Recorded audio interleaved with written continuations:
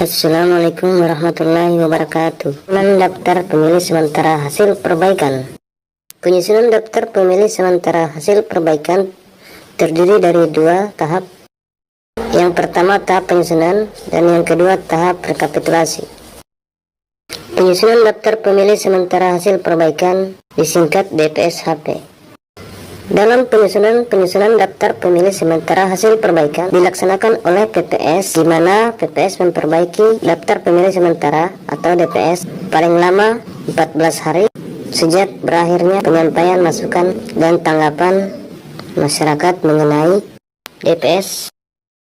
Penyampaian masukan dan tanggapan yang dimaksud adalah berasal dari peserta rapat pleno terbuka, rekapitulasi, dan penetapan DPS di kabupaten atau kota. Kemudian, masukan dan tanggapan yang dimaksud adalah berasal dari peserta rapat pleno terbuka, rekapitulasi DPS di provinsi, serta peserta rapat pleno terbuka, rekapitulasi DPS di tingkat nasional. Tak hanya itu, penyampaian masukan dan tanggapan juga dapat berasal dari masyarakat, pengawas pemilu, dan atau peserta pemilu.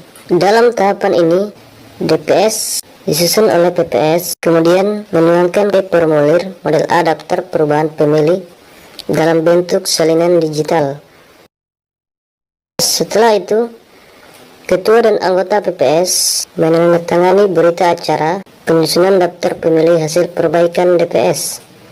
Setelah berita acara tersebut telah ditandatangani oleh Ketua dan anggota PPS, maka salinan digital formulir model A daftar perubahan pemilih disampaikan kepada KPU Kabupaten Kota melalui PPK.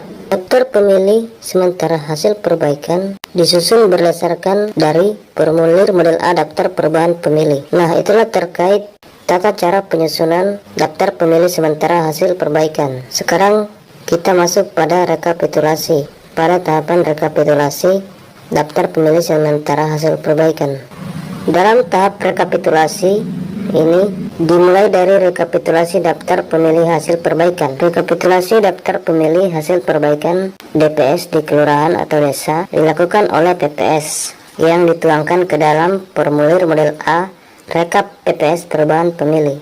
PPS dalam melakukan rekapitulasi daftar pemilih hasil perbaikan DPS dilaksanakan melalui rapat pleno terbuka yang dihadiri oleh Panwaslu kelurahan atau desa, peserta pemilu tingkat kelurahan atau desa, dan perangkat pemerintah tingkat kelurahan desa. Para peserta rapat pleno terbuka dapat memberikan masukan dan tanggapan jika seandainya terdapat kekeliruan terhadap proses dan hasil rekapitulasi dan dapat menunjukkan bukti dokumen otentik. Jika bukti dokumen otentik tersebut terbukti benar, maka PPS wajib menindaklanjuti masukan dan tanggapan tersebut. Tindak lanjut tersebut dituangkan ke dalam formulir model A daftar perubahan pemilih.